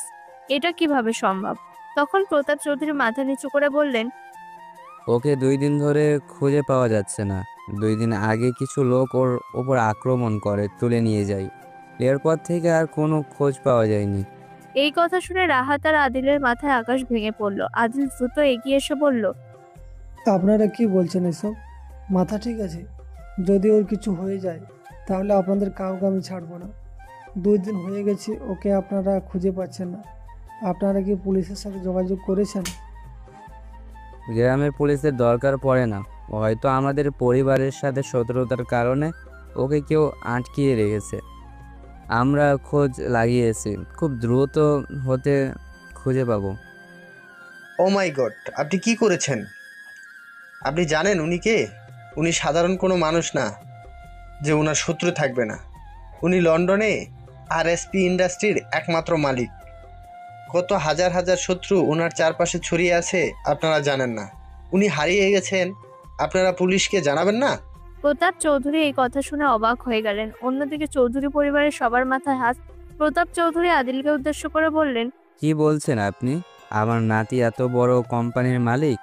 আদিলের ভীষণ রাগ হলো। সে ছোটবেলা থেকে সূর্যের সাথে বড় হয়েছে। দু বন্ধু মিলে এই কোম্পানি এতদূর নিয়ে এসেছে। আদিলের মা নেই, সূর্যের মাকে সে নিজের মা ভাবে। সূর্যকে তার বন্ধুর থেকে বেশি ভাই মনে হয়। সেই ভাইকে সে হারিয়ে ফেলেছে। এর মধ্যেই পরিবারের লোকজন আজেবাজে কথা বলছে। আদিল তখন রেগে বলল, আপনাদের কি মনে হয় আমরা এখানে ঘুরতে এসেছি? দ্রুত চলুন, পুলিশের সাথে যোগাযোগ করতে হবে। আর হাত দ্রুত তুমি এই এলাকার পুলিশ কমিশনের সাথে যোগাযোগ করে সূর্যের ফোনের লোকেশন ট্র্যাক করার চেষ্টা করো। কিন্তু স্যার, সেটা কিভাবে সম্ভব? সূর্য স্যারের ফোন তো বন্ধ। রাহাত, তুমিও কি এনাদের মতো পাগল হলে? সূর্যের ফোনের লাস্ট লোকেশন কোথায় সেটা বের করো। ওই অপরাধীরা তো আর ওকে তোলার সময় ফোন বন্ধ করে দেয়নি। দ্রুত কাজ করো। সূর্যের জন্য এত মানুষের ব্যস্ততা দেখে চৌধুরী পরিবারের সবাই হতভম্ব হলো। রাহাত পুলিশ কমিশনারের সাথে যোগাযোগ করলো। সময় গড়িয়ে চলেছে। রাত তখন 2টো। চৌধুরী পরিবারের সবাই একসাথে পুলিশের গাড়িতে করে যাচ্ছে, কারণ একটু আগে ইনফরমেশন পাওয়া গেছে গ্রামের একদম শেষ সীমান্তে সূর্যের ফোনের লোকেশন ট্র্যাক করা হয়েছে। পুলিশ লোকেশন ধরে ধরে ওই জায়গায় পৌঁছালো। গ্রামের নদীর কাছাকাছি একটা ছোট্ট ঘর। ওই ঘরটা সূর্যের ফোন লাস্ট বার অন হয়েছিল। সেজন্য পুলিশ ওই ঘর চারপাশ থেকে ঘেরাও করলো। ভিতরে মৃদু আলো জ্বলছে দেখে বোঝা গেল হয়তো কেউ আছে এখানে। তাই পুলিশ কমিশনার দরজার কাছে গিয়ে বললেন, এই ঘরের ভিতর কে আছিস? তাড়াতাড়ি বেরিয়ে আয়। তোদেরকে চারিদিক থেকে ঘিরে ফেলা হয়েছে। যদি নিজেদের যান বাঁচাতে চাস, বাইরে বেরিয়ে আয়। কিন্তু ভেতর থেকে কোনো সাড়া পাওয়া গেল না। পুলিশ তখন ভেতরে ঢুকলো। হঠাৎ করে কয়েকজন কনস্টেবলের উপর হামলা চালালো ভিতরে থাকা লোকগুলো। মুহূর্তের মধ্যেই বিশাল পুলিশের বাহিনী ওদের সবাইকে ধরতে সক্ষম হলো। কিন্তু সূর্যের অবস্থা খুবই ভয়াবহ। 2 দিন ধরে তাকে বেঁধে বেধড়কভাবে পিটানো হয়েছে। শরীরে বিভিন্ন জায়গা কাটা। সূর্যের জ্ঞান নেই, তাই সবাই মিলে দ্রুত সূর্যকে নিয়ে হসপিটালে আসলো। আলিশা নিজে সূর্যের সব চিকিৎসার দায়িত্ব নিল। ওদিকে পুলিশ অপরাধীদেরকে জিজ্ঞাসাবাদ শুরু করছে। পুরো রাত এই আতঙ্কের মধ্যে কাটালো সবাই। পরের দিন সকাল হতে সূর্যের জ্ঞান ফিরল। চোখ মেলে তাকাতে আলিশাকে নিজের পাশে বসে থাকতে দেখলো। সূর্য একটু নড়ছে দেখে আলিশা সূর্যের কাছে গিয়ে বলল, সূর্য, সূর্য, তুমি আমার কথা শুনতে পাচ্ছ? জি। আমাকে এখানে কে নিয়ে আসলো? আমরা সবাই তোমাকে এখানে নিয়ে এসেছি। গতকালই তোমাকে উদ্ধার করা হয়েছে। এখন বেশি কথা বলো না, চুপচাপ শুয়ে থাকো। বলেই আলিশা বাইরে গিয়ে কথাটা জানালো। কেউ আর সহ্য করতে পারলো না। প্রতাপ চৌধুরীর সাথে সবাই একত্রে ভিতরে ঢুকে গেল। আলিশা বাধা দিয়েও তাদের আটকাতে পারলো না। সূর্য রাহাত আর আদিলকে সামনে দেখে অবাক হয়ে বলল, রাহাত, আদিল, তোমরা এখানে কিভাবে আসলে? স্যার, আমরা আপনার ফোনে অনেকবার ট্রাই করার পরও যখন আপনাকে কন্ট্যাক্ট করতে পারছিলাম না, তখন ম্যাডামের কাছে কল করলাম। উনি আমাদের এই লোকেশনটাই দিয়েছে। আমাকে সবকিছু বলে দিয়েছো তোমরা? না স্যার, এখনও কিছু বলিনি। উনি ভীষণ চিন্তায় ছিলেন, তাই কাল রাতে কল করে বলেছি আপনি একটা কাজে আছেন, এখন ঠিক আছেন। উনি আপনার সাথে কথা বলার জন্য অস্থির হয়ে আছেন। আমাদের কথা বিশ্বাস করতে চাইছেন না। খুব ভালো কাজ করেছো। আমাকে ভুলেও এই কথা বলবে না। পরিবারের সবাই ততক্ষণে উপস্থিত হয়ে গেছে। সূর্য তার চাচাদের দিকে তাকালো। তারা এই ঠান্ডা রুমের ভিতরে অনবরত ঘামতে শুরু করেছে। প্রতাপ চৌধুরী তখন সূর্যের কাছে গিয়ে মাথায় হাত বুলাতে বুলাতে বললেন, দাদু ভাই, তুমি আমাকে ক্ষমা করে দিও। আমি তোমাকে রক্ষা করতে পারলাম না। দাদাজান, আপনি এসব কি বলছেন? আপনারা না থাকলে আমি কি বেঁচে ফিরতে পারতাম? এই সব নিয়ে আপনারা চিন্তা করবেন না। আমি ঠিক আছে এখন। কিন্তু দাদু ভাই, তুমি এত বড় একটা কোম্পানির মালিক হওয়ার পরও কেন আমাদের মিথ্যে কথা বললে? সূর্য মুচকি হাসলো। এরপর সবার দিকে তাকিয়ে বলল, আম্মা আসার সময় এই বুদ্ধি শিখিয়ে দিয়েছিলেন। উনি বলেছিলেন যদি আপনারা স্বাভাবিকভাবে আমাকে মেনে নেন, তাহলে পরে নিজে পরিচয় বলতে। কারণ ওনার ধারণা ছিল আমি যদি প্রথমেই নিজের পরিচয় বলে দিতাম, তাহলে হয়তো আপনারা মন থেকে আমাকে আপন করে নিতেন না, আমার অবস্থান দেখে আমাকে কাছে টেনে নিতেন। কিন্তু আম্মা চাইছিলেন আপনারা যেন আমাকে মন থেকে আপন করে নেন, আর আমি এটাতে সফল হয়েছি। প্রতাপ চৌধুরী নিজের পুত্রবধূর এমন বুদ্ধিমত্তা দেখে মুগ্ধ হলেন। তিনি সূর্যের মাথায় হাত বুলাতে বুলাতে বললেন, দাদু ভাই, আমার একটু কথা রাখবে? এমন করে বলছেন কেন দাদাজান? আমাকে কি করতে হবে আপনি অর্ডার করুন। তুমি তোমার আম্মুকে কল করে এখানে আসার কথা বলো, না হলে আমাকে ফোন ধরিয়ে দাও। আমি তোমার আম্মুকে এখানে আসার কথা বলছি। আমার আজ নিজের প্রতি ভীষণ ঘৃণা হচ্ছে। সূর্য ভীষণ খুশি হলো। অবশেষে হয়তো দাদু তার মাকে ক্ষমা করে দিয়েছেন। সূর্য দ্রুত তার মাকে কল করে সব বলল। নীলিমা চৌধুরী এই কথা শুনে হাউমাউ করে কাঁদতে লাগলেন। আদিল দ্রুত নীলিমা চৌধুরীর দেশে আসার ব্যবস্থা করলো। বিকেলের মধ্যে সূর্যকে বাসায় নিয়ে যাওয়া হলো, কারণ আলিশা বাসায় থাকবে, সে সূর্যের যত্ন নিতে পারবে। বিকেলে যখন সবাই একসাথে বসেছিল তখন পুলিশ আসলো প্রতাপ চৌধুরীর সাথে দেখা করতে। সূর্য সোফার উপরে হেলান দিয়ে বসেছিল। পুলিশ অফিসারকে দেখে তার বুঝতে বাকি রইল না এনারা কেন এখানে এসেছেন। পুলিশ অফিসার সূর্যের দাদুকে বললেন, আপনার নাতিকে কারা অপহরণ করে খুন করার চেষ্টা করেছিল সেই ব্যাপারে আমরা ইনফরমেশন পেয়ে গেছি। কার এত বড় সাহস আমার নাতিকে মারতে চাই?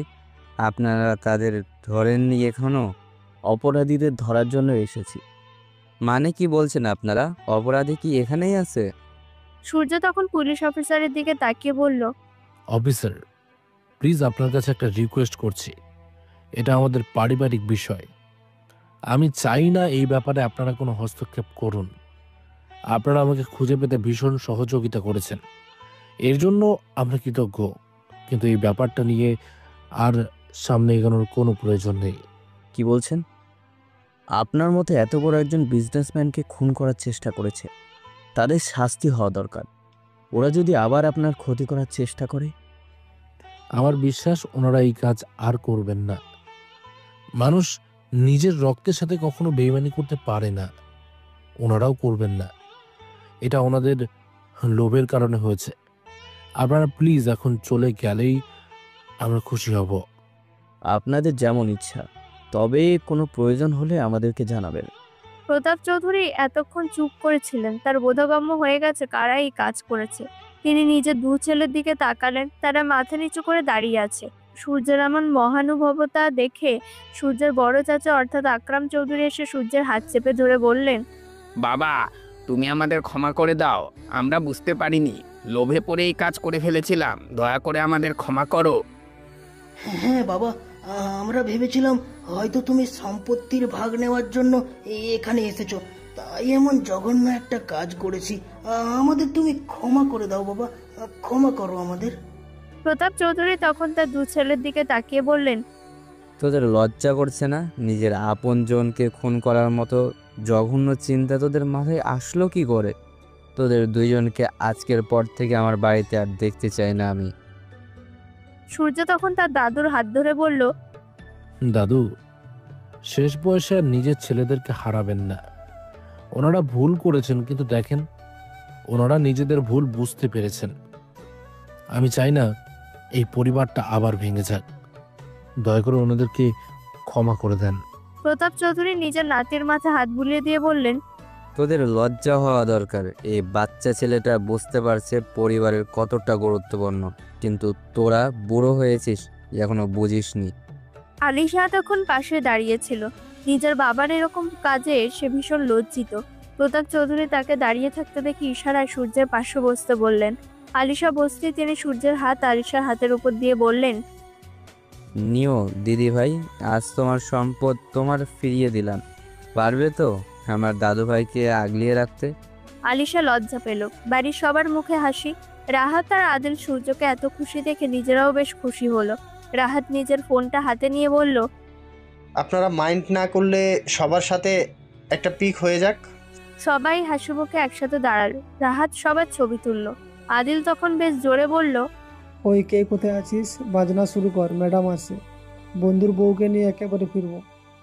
হ্যাঁ স্যার, আসলাম মিটিংয়ের জন্য, কিন্তু এসে কফিলের বিয়ে খেতে যাচ্ছি। বিয়েতে কিন্তু সান্ডার বিরিয়ানি মাস্ট লাগবে। রাহাতের কথায় সবাই একত্রে হেসে উঠল। আমাদের জীবনে পরিবার এমনই, এখানে হাসি কান্না আবেগ সব মিলেমিশে একাকার হয়ে যায়। শত ঝগড়া মারামারির পরেও দিন শেষে যেখানে মানসিক শান্তি পাওয়া যায় সেটাই আমাদের পরিবার। ভালো থাকুক আমাদের সবার পরিবারের প্রতিটি সদস্য। আজ এই পর্যন্তই। দেখা হবে পরবর্তী কোনো গল্পতে। সে পর্যন্ত সবাই ভালো থাকবেন এবং সুস্থ থাকবেন।